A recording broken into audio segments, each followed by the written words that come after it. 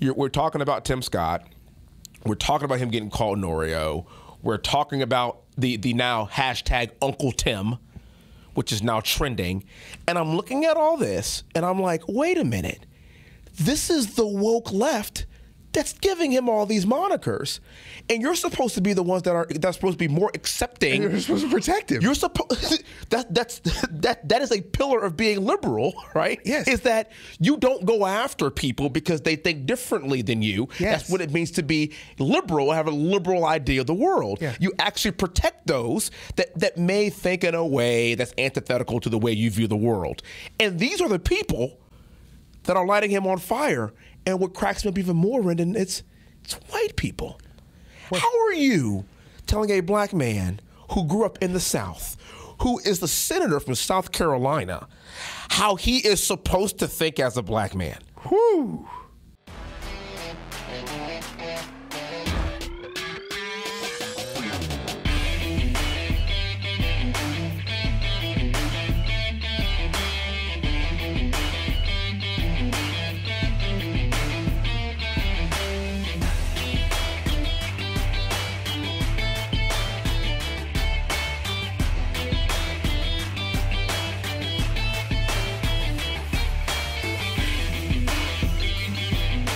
I'm Wesley Hunt. I'm Rendon Hunt. And you're in the hunt. Sir? Today, we are going to be talking about sometimes you should fight. Not all the time, but sometimes you should fight. Mm-hmm. You see, you wake up late for school and you don't want to go. You beg your mama, please, and she still says no. I didn't know where you were going with it. You got to fight for your right. For your right. I knew it. To party. No. To party! No, you got to make it sound politician. See, you got to fight for your right to party. You got to fight for your right. For your right. Put the inflection in it. You got to fight for your right to party. Party. Sometimes, yeah, you got to fight. And I was having a conversation with Mom earlier this week. Okay. And she reminded me of something that I had not thought of in a very long time.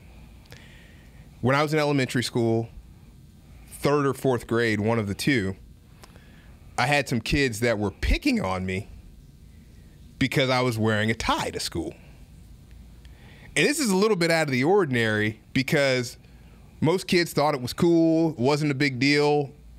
Most of the time people didn't say anything. Certainly the administrators thought it was a good idea, cool. We talked about this before. It was Dapper Day. We were showing up as our best selves. But there were a couple of kids who were making fun of me for wearing a tie. And it didn't bother me that much. I mean, even I can go back and think about, my feelings at the time. It was kind of like, these guys don't know what they're talking about. It's not a big deal. Especially somebody making fun of you like that you're wearing a tie, but they look like hot garbage, Yeah. It's like you barely put on pants today, obviously. You're making fun of me? like you didn't even put on deodorant. Because you're making fun of my tie. Because I look nice? So like the source always matters too. You gotta invent. And Mom and Dad were always good about that too. They're always good about, hey, consider the source. Who's saying? And I had told Mom that this was happening from time to time, and Mom had made some of the administration aware of it, like, hey, this kid is picking on him. But it wasn't the time to be elevated because, quite frankly, A, it wasn't that big of a deal at this point. Mm-hmm. And B, I think that our parents had instilled in us a level of confidence where I knew that it didn't define me. And even in my own sophomoric way at the time, I knew it wasn't about me and it was probably about them. I mean, look at them pants last week. I mean, you talk about confidence, okay?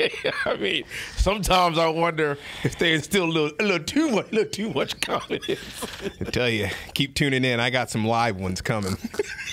We got a live one on the hook. Oh, got a live man. One. So Walker here with a leotard. But if you did, it's fine. It's fine if you did. Not that there's anything wrong with that. There's nothing wrong with that. I'm just saying, you own it. You would own it. You just wear it confidently. 2021, you'll walk in here with the leotard. Not that anything's wrong with that. Not that anything's wrong with that. 2021. Leotards are great. Sorry, 2021. Some of my best friends are leotards. Some of my best friends wear leotards. Totally fine. So I go to school on this particular day, and it's always interesting the things that you remember, because I remember this day like it was yesterday.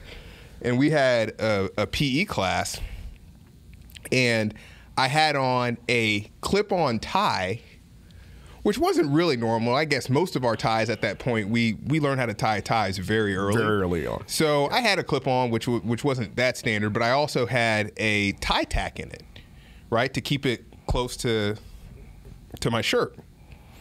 So I had on this clip-on and this tie tack, and these kids are kind of razzing me, and I'm just, whatever. I'm kind of walking away. And it was two of them. And one of the kids turns me around, and the other one yanks my tie down. Okay?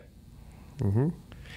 Now, the reason I remember this so well is because I actually wasn't that mad that he pulled my tie on. I was mad that I happened to have a clip-on this day, and I looked like I didn't tie my own tie. Yeah. So I was mad because, hey, man, you're making me look bad. Now it looks like I wear clip-ons every day. I don't wear clip-ons every day. Normally I tie my tie. To me, this was an important distinction in the story. Pulls my tie down, says a couple things, and I punch him in the face. Punch him in the face. Yeah. And go to the principal's office. Good. All of that happens. Good. And you earned that. And I was terrified when I punched him. He put his hands on you. Yes. I was terrified when I punched him, though, because my first thing was, what are mom and dad going to say? Yeah. Like, how are they going to discipline me? Uh-oh, I'm in trouble. There was never disciplining for that. No.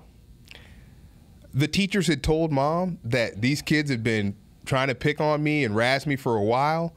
My mom said, hey, you knew that there was going to be a punishment for this. You did it. You have your punishment there. But at the same time, stick up for yourself. Yeah, and our parents were strict parents, by the way. So it's not like... That's why I was terrified of... It's not like my parents, mom and dad, never condoned violence under any circumstances. No. But to your point about there being a time to fight, and that certainly is a moment in life to where either you stick up for yourself or people will continue to walk all over you in perpetuity. Yes.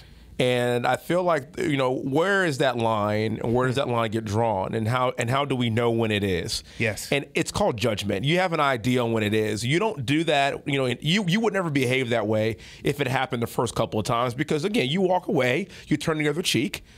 But at some point in time, you got to turn other cheeks. Well, yeah, I like what you did there. See what I did there?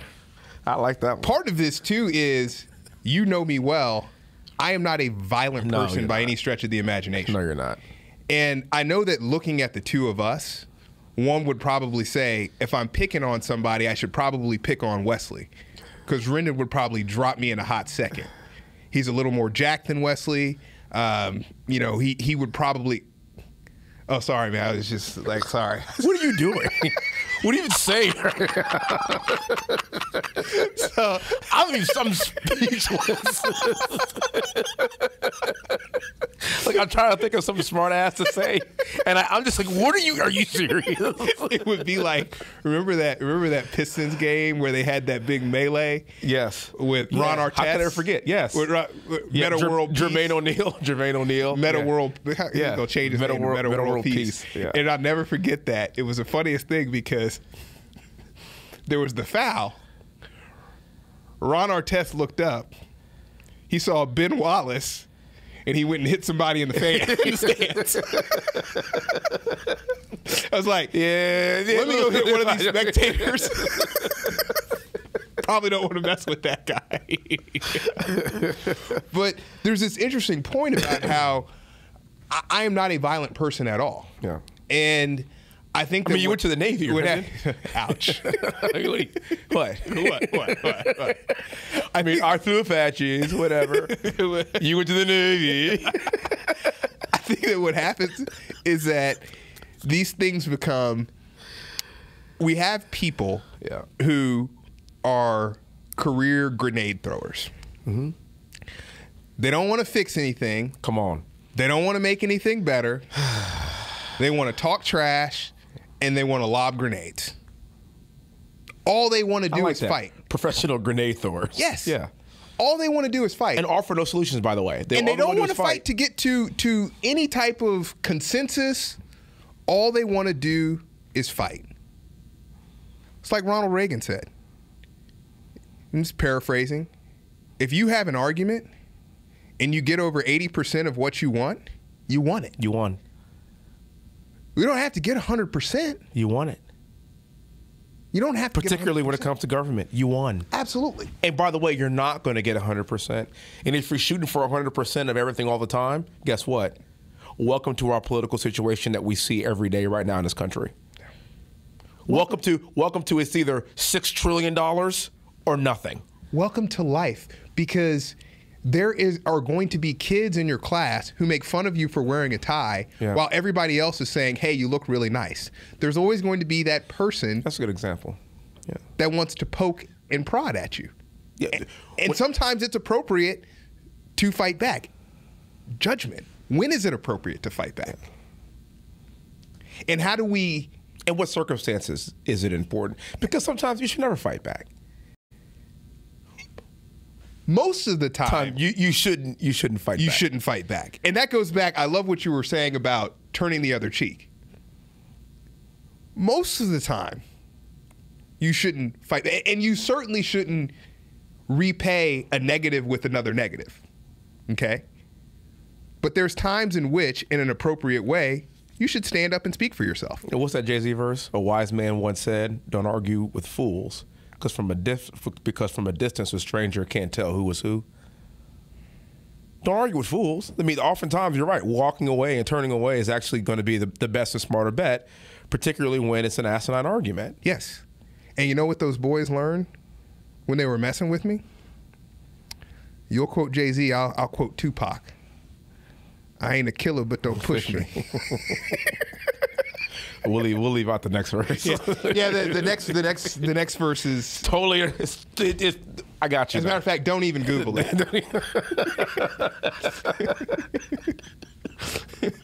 Forget I said. Look, as a matter of fact, like Lil Wayne said, because then if they Google Lil Wayne's, they won't find the next verse of the Tupac. Like Lil Wayne said, I ain't a killer, but don't push me.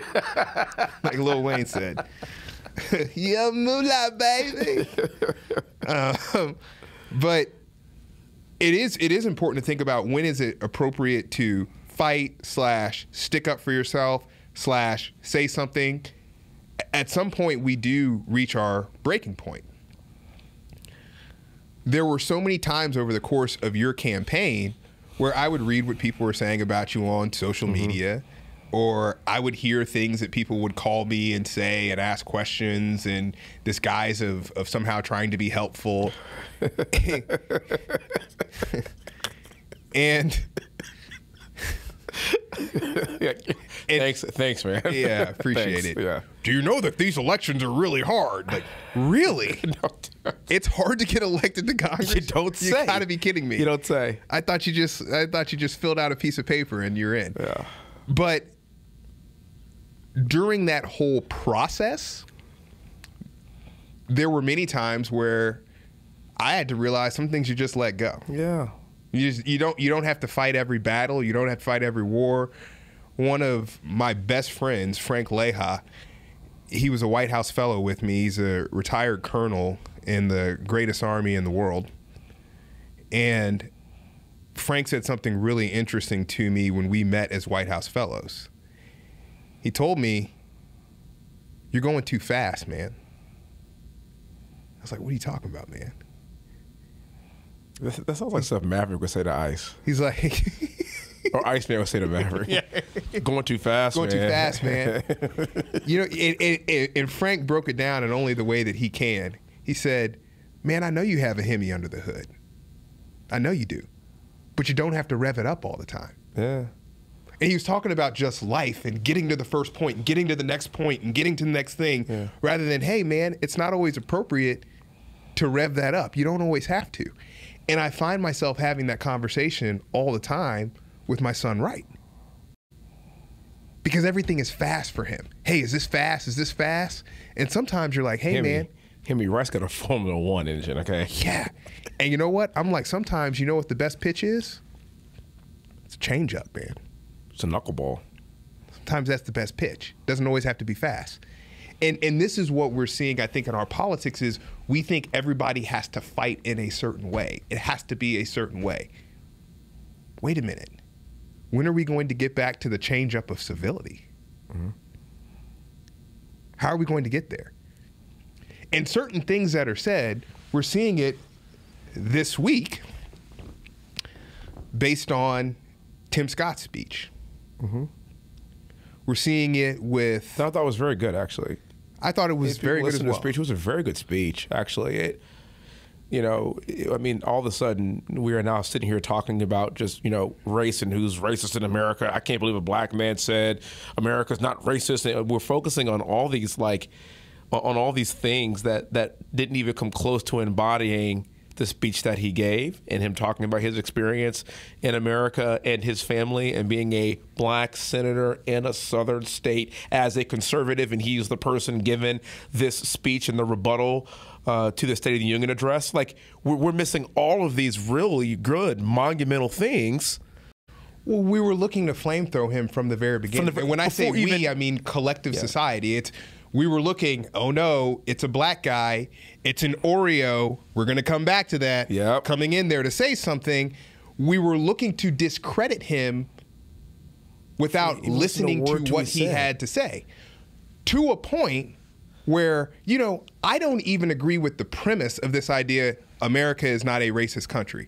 We've talked about this before. It's the idea of racist and anti-racist. That is not a fixed identity. Yeah. I don't personally believe that you can call America racist any more than you can call it anti-racist.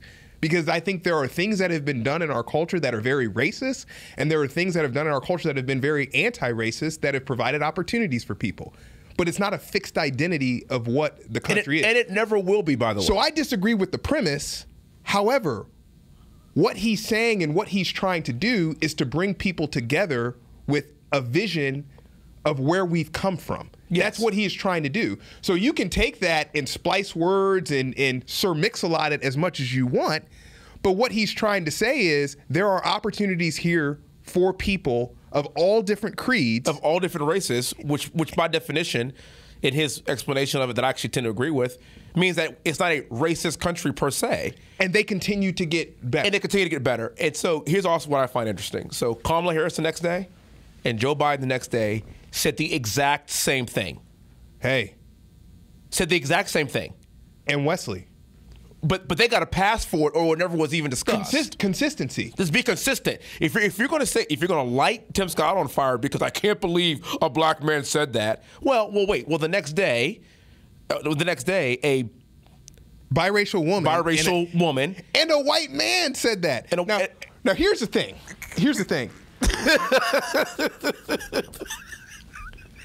The person who says this really matters.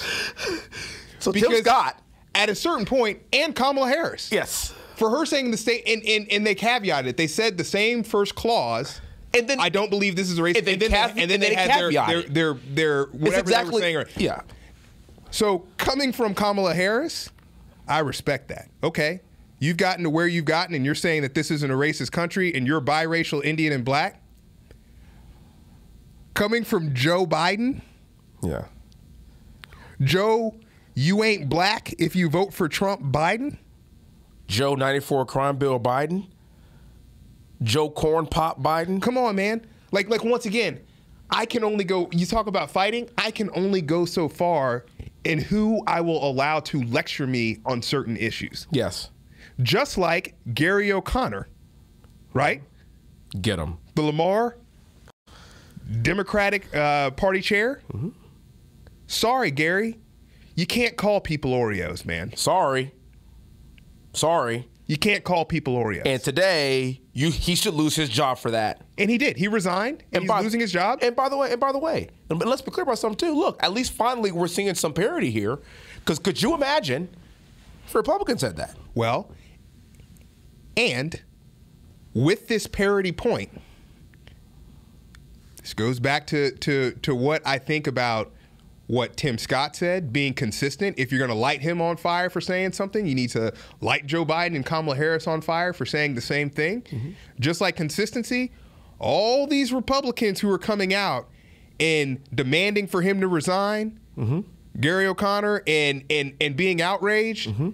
Hey guys, when Republicans say stuff like that too, I better hear you.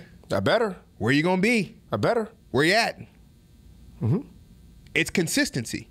But really, that's the problem. There really is no consistency in our society. There's no consistency in the media. Trudeau. Blackface. Literally, he is still the prime minister. Okay, and dressed up in blatant blackface.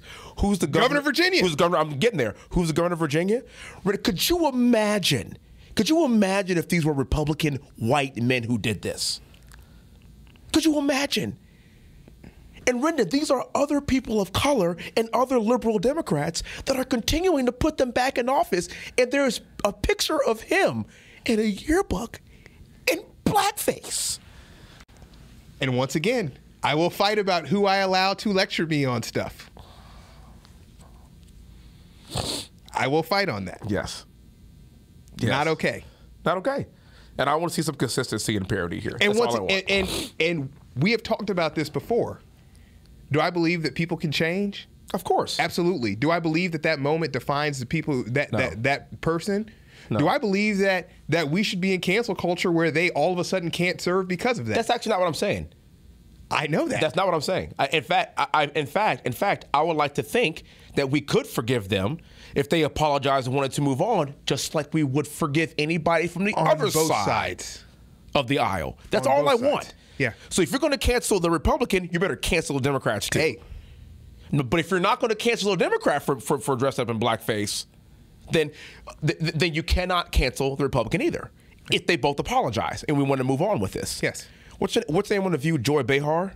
Yes. I don't know how she gets a pass for her blackface moment too. I don't understand this, friend, and this is beyond me. And then she makes the excuse, Whoopi said that it was different. Whoopi said that it wasn't. Okay. Because Whoopi is the judge, jury, and executioner for Black America.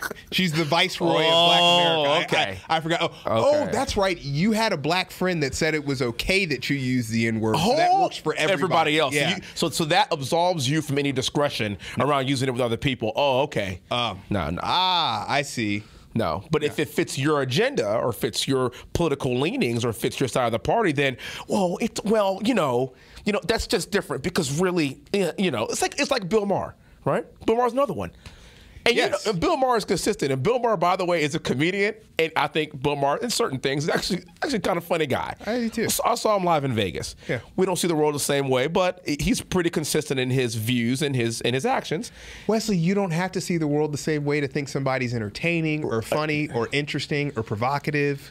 Unfortunately, we live in a world where I have to actually say that and state it. Yeah. Unfortunately. It's so sad. It's true. Because somehow we're pompous enough to believe that if everybody were like us, this world would be a better place. Yes.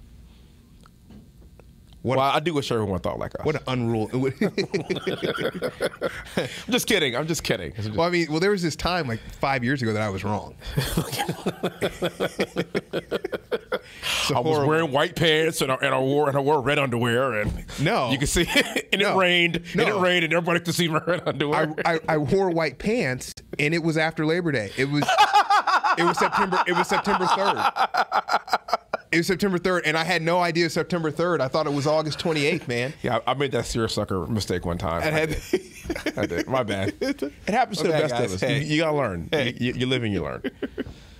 But I love this conversation because that's kind of the point that we keep making is just like we're talking about consistency and back to talking about when you fight for things.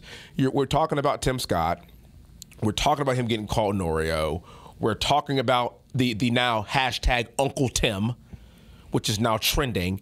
And I'm looking at all this and I'm like, wait a minute. This is the woke left that's giving him all these monikers, and you're supposed to be the ones that's supposed to be more accepting. And you're supposed to protect him. You're supposed that is a pillar of being liberal, right? Yes. Is that you don't go after people because they think differently than you. Yes. That's what it means to be liberal, have a liberal idea of the world. Yeah. You actually protect those that may think in a way that's antithetical to the way you view the world. And these are the people that are lighting him on fire. And what cracks me up even more, Rendon, it's white people. How are you telling a black man who grew up in the South, who is the senator from South Carolina, how he is supposed to think as a black man? Whew. And just because maybe you don't see it that way or you don't agree, you actually don't have the right to do that. And if you think you do, I guess that's a real slave owner mentality now, isn't it? Yeah. I'm going to tell that black man how he's supposed to think. And let me tell you, it's insulting. Let me tell you what's just as bad as the slave owner mentality. The slave mentality of people don't stand up and say that that's wrong.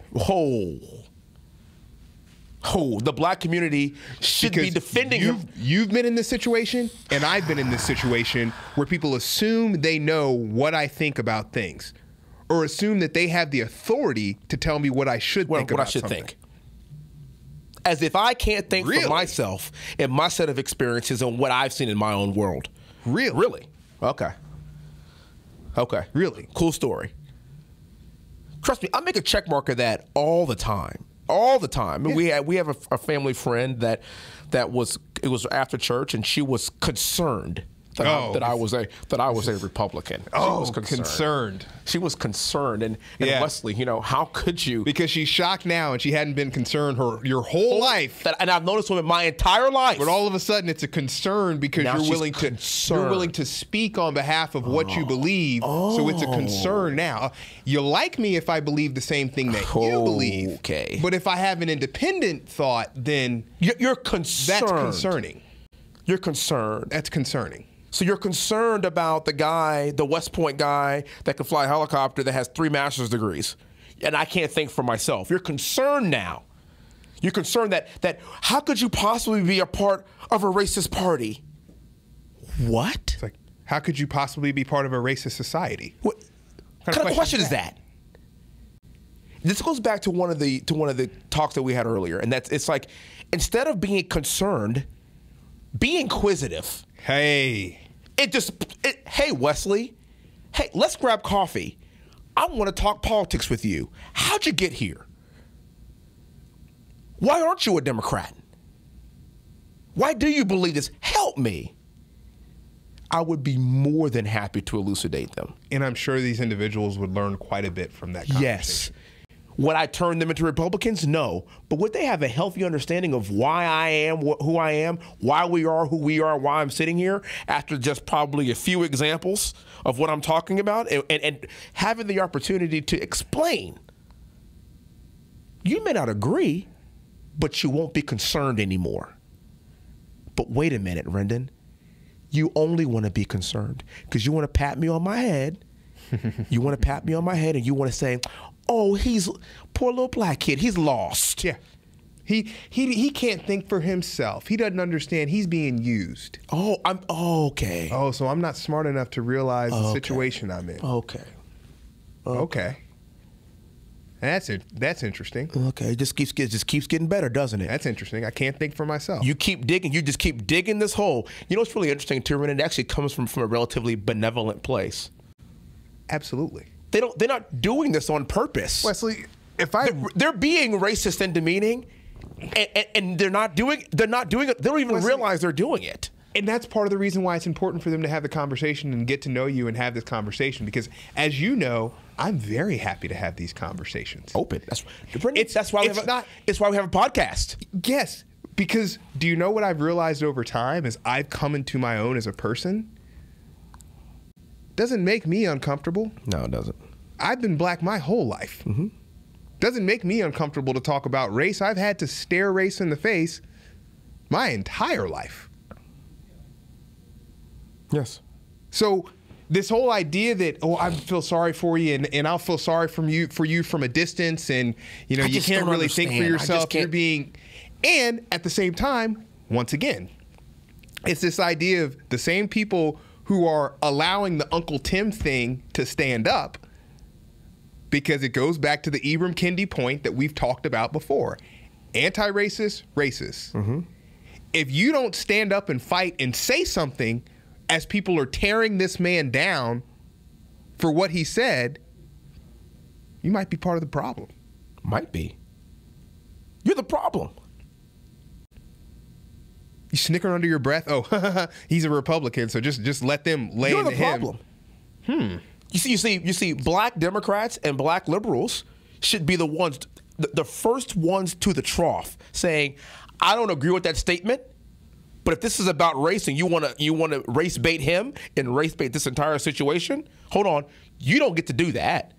I may not agree with him, but I'm defending his opinion as a black man. Wesley, how many times have you seen me defend Barack Obama on things that are race related? Oh, all the time. Yeah, there's certain things that you just don't get to say to this guy. Sorry. That's what I choose to fight on. Sorry. And part of the reason I choose to fight on it is because I understand a little bit about the doors that he's walked through. Yeah. I've been in some of those situations before. Politically, you're right. I don't align, really. No. But on these specific points, I actually get it. Yeah. Because you've been there. Because you have perspective. Yeah. And I would argue that that's even perspective when you think about having people of different. Why is it important for the Republican Party to have black people? Rendon, we have a two-party system. We have Democrats and we have Republicans. Okay, so let me get this straight.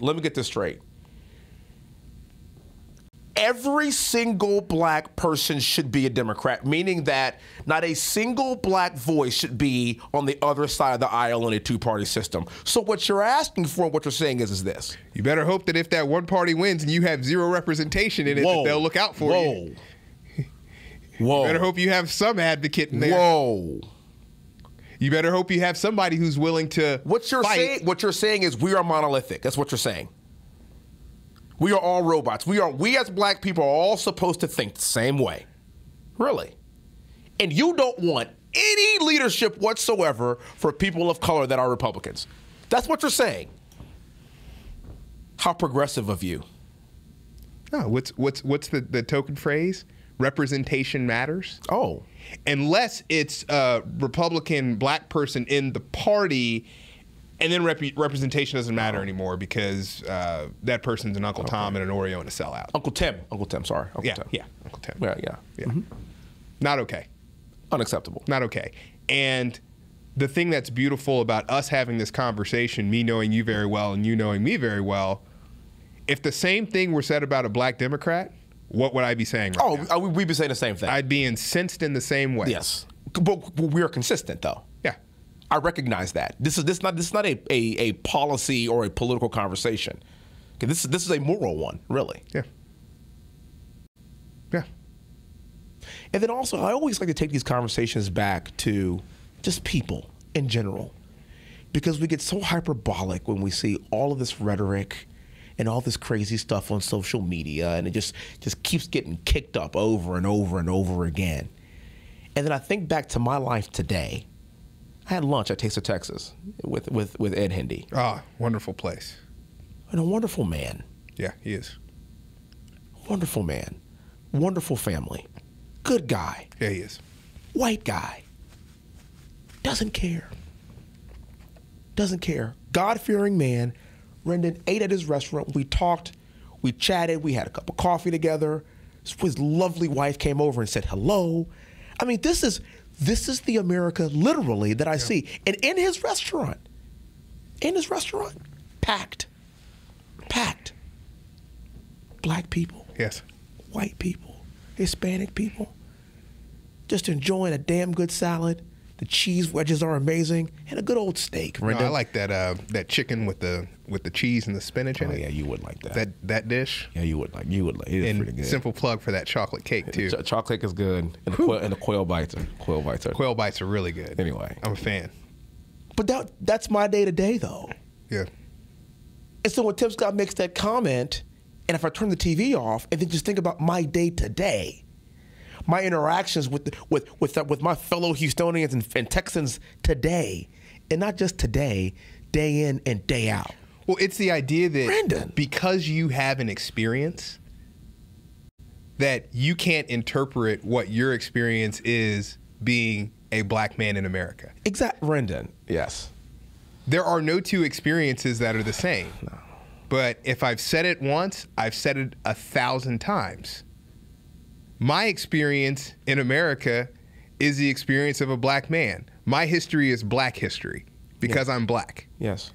So the idea that we can cut and parse, whether it be Tim Scott or Will Hurd or J.C. Watts Clarence Thomas or Michael Steele or Clarence Thomas, whether it be any of these people, the thing that I can tell you with 100% certainty is they all have very different experiences in the United States of America. Every last one of them. And I can also tell you that all of their experiences are indeed the black experience in the United States of America. And in the aggregate, we are all the black experience. Yes. And just because it may not fit the box that you think the black experience is, doesn't make our experiences less black.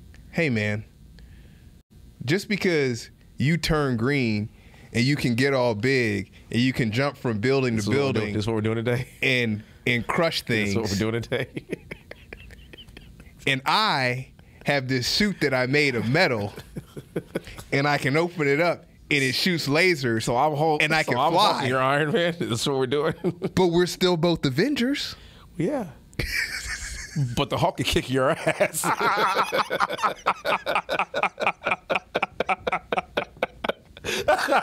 Jarvis.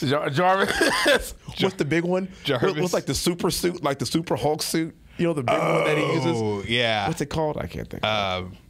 Speaking of movies, very simple plug, non sequitur. I was watching, have you seen Tenet yet? Yeah. What is that about? I have no idea. Yeah. Rendon. What is that about? Yeah, they missed that one. Dude. They missed that one. And I my guess is they spent a ton of money on it. Because, I mean, I tried. Some of the fight scenes were, like watching a fight scene in reverse. It's really cool. It's kind of cool until you realize that you could just watch The Matrix and press rewind and it's the exact same thing. Well, see, in The Matrix, you know why they're fighting. In Tenet, I don't know why they're. I don't know. I tried to explain this because there's one thing I will say. Denzel's son, and I feel bad for him. John, I believe his name is. I feel bad when you're Denzel's son because your name is kind of Denzel's son. Yeah. No matter what your name is. Like his name is Denzel's son. What's his name? Denzel's son. Denzel's son. Right? It's that Washington boy. That's how you explain who he is, right? And the thing that I loved about him is, man, he's as cool as his dad. He just has it. He just has like that way of moving. He needs to be in movies he needs to be in movies that showcase that. that I understand. That I understand the premise. So I started watching it, and I'm not all the way through, and I probably have 30 minutes left. You don't waste your time. Stop. Save those 30 minutes. You're not going to get it. You're only going to make it. So I was trying to explain this to my wife, Waddell. Explain what? Tenet. I was trying to explain something that I don't understand. Yeah. I told her, I said, I'm pretty sure you have to have at least a master's in physics to even begin to understand what this movie's talking about. And so I'm trying to... The only person that can understand that movie is one man that's currently living. It's Neil deGrasse Tyson. Yes. That makes perfect sense to him. He's like, this is the best movie I've ever seen. He's the only person in the world. Yeah. Otherwise, if you ain't him, you ain't black. You don't get it.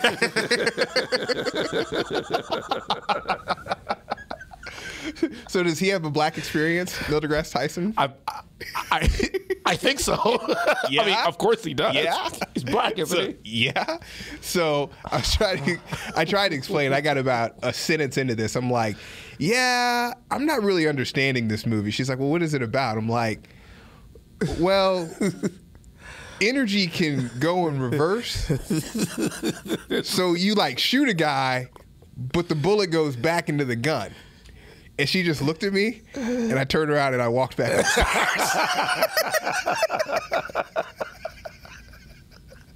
So do you know what movie pushed the limit, but I understood it? Inception. Inception. Yeah, and I'm It's right one of my with you. top 5 favorite movies of all time. I'm right with you. I mean, it pushed. And that was right on. That was right on that cusp. But I got it. Yeah. I could explain Inception to someone. Yeah. It was right.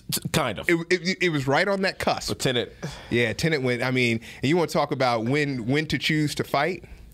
Man, whoever was the editor should have fought hard. Should have fought on that one. They should have fought on that. Like guys, people aren't getting this. And you know it's bad.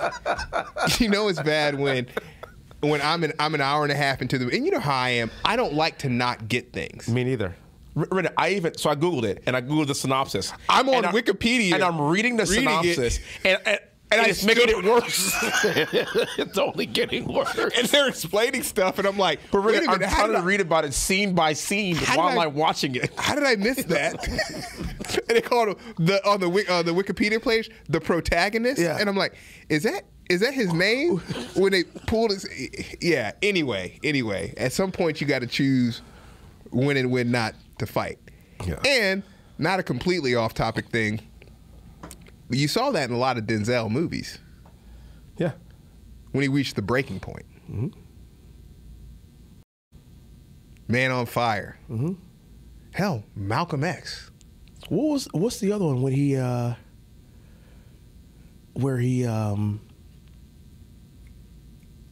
he played the guy in the hardware store? Oh yeah, and there were a couple of Equalizer. The Equalizer. Yeah, when he started messing with his friends and his family, broke him. Yeah, he started shooting people with nail guns. It was awesome. Whoa, it was awesome. Whoa.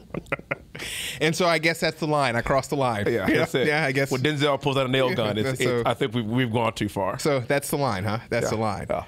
But and you see it in politics, you see it in culture, you see it in family. And there were a number of times, even in our early upbringing, one of the things that resonates with me the most, I might have told the story before, it's an important story to me. When I was in 7th grade, so the first time going to a new school. So I had transitioned from public school to private school at this point, and I was one of 2 black males in the class at the time. I ended up being the only one who graduated, but I was one of 2 black males in the class at the time. And in one of my first classes in English, the book that we were assigned to read was Huckleberry Finn.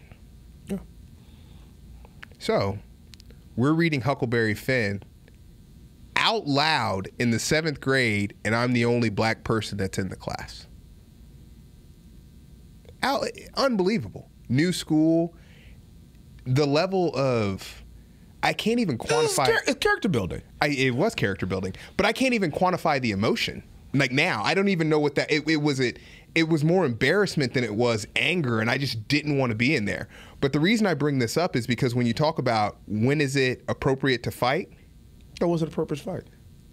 It was appropriate for Diane Hunt to fight. Mom went in there, took care of the situation. They never did that again, period. Yeah. Not for our grade, not for any grade subsequent after that. Yeah. Because she handled it in the way, and actually the irony of it is, I actually think the way that I handled it, it was fine, but it was actually also, there's this piece too, Wesley, of knowing when it's our fight to fight. Yeah, you can't fight all the time too. Like you can't. You understand what I'm saying? Like knowing when that fight actually. And I didn't fight it anyway. Yeah. But that fight was Mom's fight. That was that was a fight for her to fight with the administration, a conversation that she needed to have. And there's been times on the campaign trail, it's like, if somebody's asking me a question, like at some point, like, go talk to Wesley, man. Yeah. Like some fights are fights that you don't need to be fighting. The problem is, I think more broadly in our culture, is we've gotten to a point where we think that every fight is worth a knockdown, drag out. Just because you have a hammer doesn't make every problem a nail. Mm-hmm. Mm-hmm. And everything doesn't have to be a knockdown, drag out. And then also, how do we differentiate fights from substantive, meaningful discussions? Like everybody wants to fight, and not like talk. We could avoid a lot of fights if we just talk. Well, we could avoid a lot of fights if we don't make assumptions, but we ask questions. Yes. That's rooted in one simple word. Trust. Yeah. Perhaps I can throw another one in there. Respect. Yeah. If I trust that somebody's curious, it goes back to there have been multiple times in my life where I have been in situations where people have said things to me and I could have chosen to be offended and to take it the wrong way. Mm-hmm. And I chose to use those situations as an opportunity to build a relationship. It happens all the time, Rendon. To be rooted in trust. You know, I think that's the thing about even us and our experience in even being at St. John's and being at West Point and being at Champion Forest and predominantly white environments. And that's like these people actually welcomed us in their lives. They did. And then every now and again something gets said that's a bit off color, but their intention is not to hurt us. I mean, by God, we're sitting there eating dinner at their dinner table. They want us there. But a lot of times there's a learning curve here that has to happen that people don't understand because they aren't around a lot of people like us. Yeah. And so that's getting to that level of trust. Yeah. Like, I trust you not trying to hurt my feelings, but hey, you may want to think about that because that could be an offensive thing to say. Yes. And there was one fight. I want to finish one thing. I want to make this point. Yeah. I was playing basketball. A dear friend of mine today, I won't put him on blast, playing basketball, he called me a boy. Okay? Now. How long ago was this? This was in middle school. Yeah. And by the way, come to think of it, he called everybody boy. Yeah. This wasn't a thing just sent to me. But I kind of got a little hurt about it. Yeah. Because of what the insinuation is of calling a young, hey boy. Yeah. Okay? He had no idea. Yeah. He had no idea. And when I explained it to him, I talked to him about it, he was like, dude, I didn't even know that, man. And you probably were closer after it because he now has a higher level of respect for you and you have a higher level of respect. We're very good friends today. Yeah. Very good friends. Yeah. But I'll never forget that instant because it was kind of tensious. There was some tension at that time. You know, there was some contention there. And then it just hit me like, he didn't even know. No. So am I really going to condemn somebody or think they're a bad person or a bad human being because they actually just didn't even know? Hey, man, if somebody has something on their face, are you going to tell them? Hey. Do you have the courage to step up and tell them? Mm-hmm. And that's another fight that I believe that we have chosen to fight. And I believe that we've been blessed and fortunate to be in a position to fight this fight. When you're walking through doors and you're the only one that looks like you immediately become representative of a whole group of people. Mm-hmm. And that's a fight that not only am I comfortable with fighting, not only am I happy to fight, I think it's imperative that we continue to fight that fight for the next generation. It's imperative that we continue to have conversations where the next generation of people who want to be independent thinkers and don't want to be told what they should be thinking, it's important for us to fight this fight and have this conversation so that they feel emboldened to do this as well. Not so that they can believe and agree with everything that we say, but so that they have the freedom to think for themselves. That's what we're fighting for, Rendon. And I'll always fight for that. I agree. We got to fight for that. I gave a speech last week, and I said, this is very interesting. You talk about fighting. You talk about fighting for the next generation. Think about our lineage here. Think about our generations that we've seen over the course of the past 4 generations. And I thought to myself, our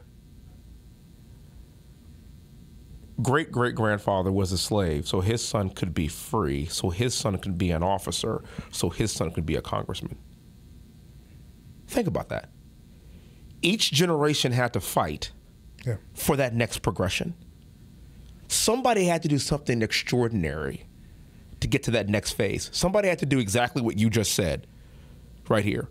How do we encourage the next generation to be free thinkers without being condemned for how they feel, their political views, their ideology, regardless of what the color of their skin might be, what their gender is, sexual orientation? Like, how do we empower people, the next generation, to have the freedom to do that? so that our sons or our daughters can be the president. That's what this is about. Yeah. Yeah. And one of my favorite movies. It's not Tenet. Perhaps no, it's not. You know how you spend time watching something, you turn it off, and you're like, I can't get that back. And it's funny because it's about rewinding. I was like, I wish I could just rewind myself back to the point where I sat down and watched this, and then decided to watch. Stop doing that. And this is like decided to watch Rambo or something again. Or watch the movie that I'm going to mention. There's one thing that it got wrong. The movie is Fight Club. Yeah, Fight Club's amazing. First rule of Fight Club is... You don't talk about Fight Club. Talk about Fight Club. Second rule of Fight Club is... You don't talk about Fight Club. That's the only thing the movie got wrong. We got to talk about Fight Club, man. Yeah. It's how it gets bigger. It's how it gets better. This is what we're talking about. That's how we grow the brand. Let me tell you what. Those were the rules of Fight Club. Clearly nobody adhered to those rules. Listen to those rules anyway. Because if nobody talked about Fight Club, then Fight Club would have only been two people. Like at some point you have to say, hey guys, we're going to meet in the basement. Two people. One person. One person. Punching himself in the face. He was punching himself in the face. You see, Fight Club was one person. Yes. Two actors. One person. Tyler Durden is indeed not a second person. No, he's not. He's the same guy. But you think about, that's the one thing they got wrong in that movie. We should talk about Fight Club. We need to be talking about these fights that are happening right now, because if it's worth fighting for, it damn sure is worth talking about. Mm-hmm. If you're not willing to talk about it, it's this passive-aggressive, petty culture, patty cake culture that we have right now, where things happen and we just kind of let them go. No, man. If it's something that's worth talking about, that's worth your energy, that's worth your passion, step up. And I don't say this just to people who agree with me. I say it to people who don't agree with me. Step up.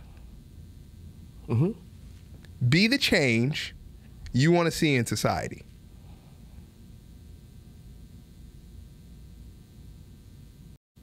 This is where we've come.